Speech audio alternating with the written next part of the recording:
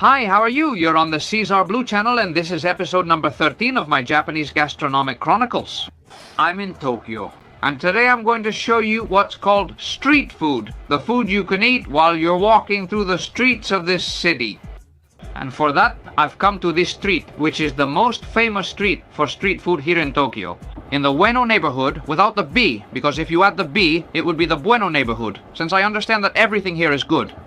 Actually, this street was originally called Ameyoyoko Street, which was their way, Ameyoyoko, of referring to Americans. Little by little, that changed, and it became Ameyoko Street, which is what they call it today. And it's the meeting place for everyone looking for fast food, to-go food, street food, call it whatever you want, call it energy. I hope this food can satisfy my hunger that's already causing cramps. Let's go inside and see what's cooking. First stop here to try the takoyakis, these little egg balls filled with octopus. I just ordered 6 pieces for 480 yen, and we're starting the first taste test. It's usually delicious. Oh, it's really hot. Wow, it's super hot and steaming. They prepare them here right in front of you. The street food party started well. The food is great, but it's hot since it's fresh, so be careful. I'm watching them make it. They put a piece of octopus in each bowl. Takoyakis are absolutely addictive, and it's a healthy addiction too. Look, egg and octopus. That's it. They're made in special containers with small round holes. When one side is cooked, they flip it over to the other side, and that's it. Takoyaki ready to go. The trick is adding mayonnaise and a bit of soy sauce on top. These fish flakes that move so much, they make it taste even better. This is something that will never let you down. If you've been to Japan, you probably agree with me. If you're visiting, be sure to try takoyaki. Because you can't miss out on this, oh my. They kind of look like croquettes, don't they? It doesn't have the braiding of a croquette, but the creamy inside, like the egg, is incredible, isn't it? It's still steaming, even after all the time I've waited and talked about the takoyakis. I'm not wasting more time, I'm heading to the next ones. Now I'm at the second place, right next to the last one, and they have a really fun system here. On one hand, you can order from the menu, and on the other hand, you can take anything you want from these containers with water. And then they charge you by the chopsticks. I ordered for myself. This is called Hamukatsu. Katsu must mean fried or breaded, since katsu always comes this way. And it's stuffed with ham. And I also ordered a beer, well, to hydrate a bit and to try some local things. Anyway, I'm gonna try the Hamukatsu. Wow, it's so crunchy. Wow. Wow, it's like a San Jacobo without cheese. But here, all the fried foods are amazing. I've said it in several videos. I'm on the street. This stand is set up in the doorway, and you can sit here to eat. This is what I consider street food, since I'm just looking around. Many of these street food places simply have outdoor tables, like a bar.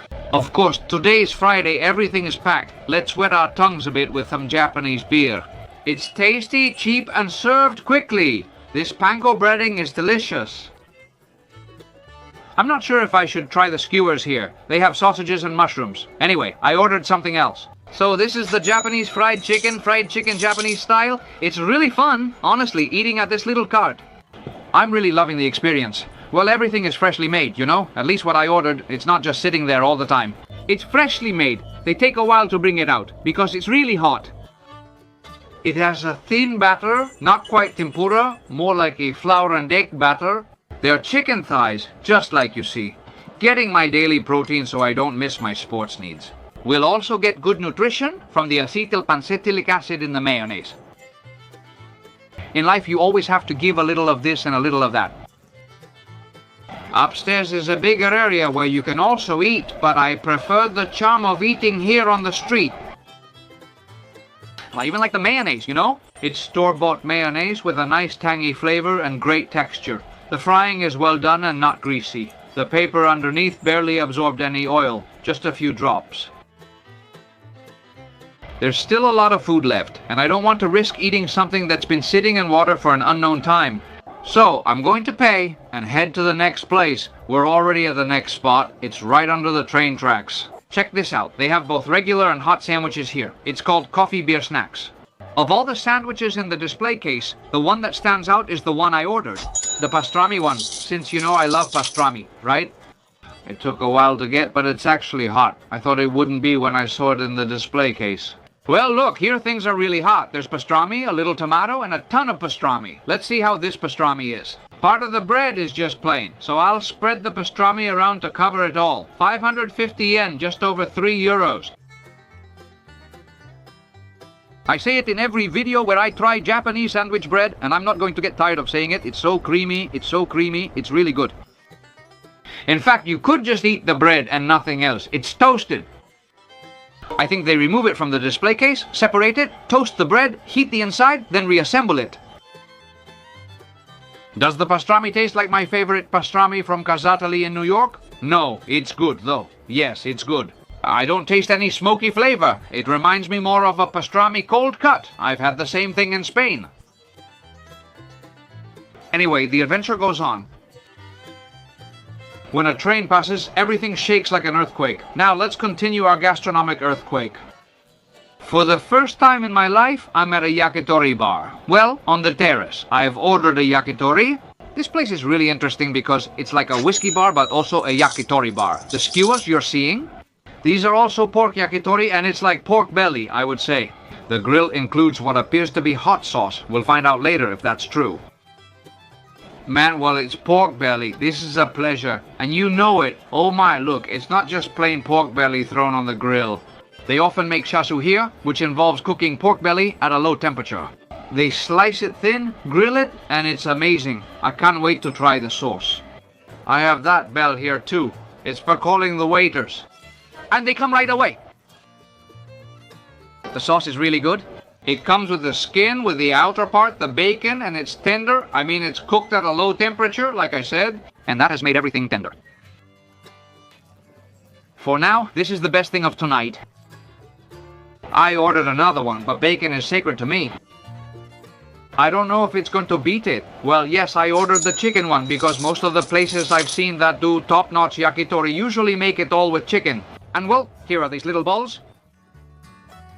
Wow, wait. Each little ball has a bit of skin, really crispy. Wow, hold on. We've evened out the pork belly. But anyway, it says it's chicken tail, but what is the chicken's tail? Is that the part we usually toss? At least in Spain, I'm surprised at how juicy it is. It's crispy. Would I say it's charcoal grilled? I love it when videos go like this and you don't know how they're going to end. Let's continue. Wow, check out this fruit shop. It's the most expensive fruit I've ever seen in my life.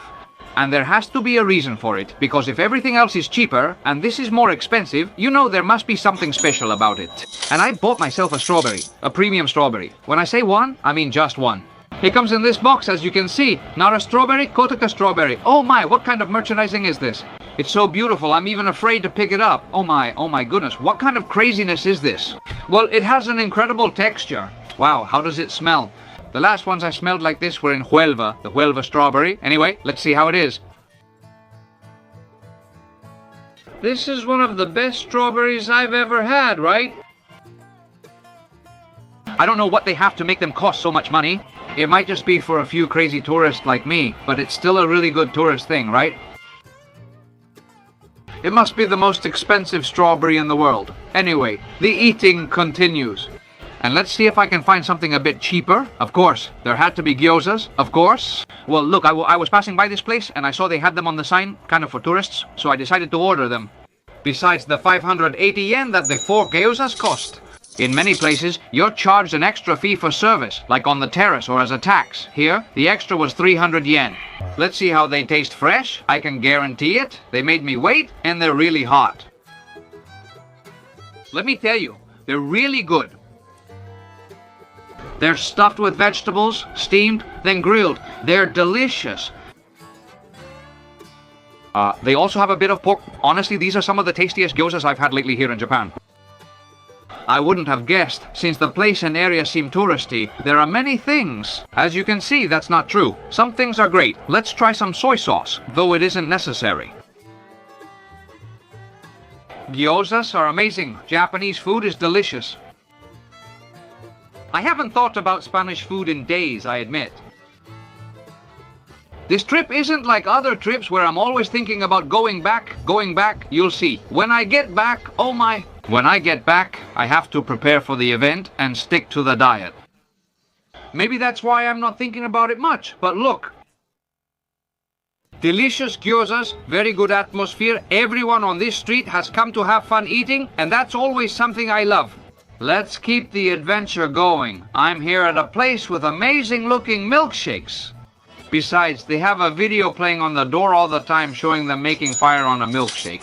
I ordered it and here it is, the small size. Look how big it is. I've already added the straw. When I put it in, all the caramel sank. It's like tea with milk cream. This is great. I would have ordered the large if I knew.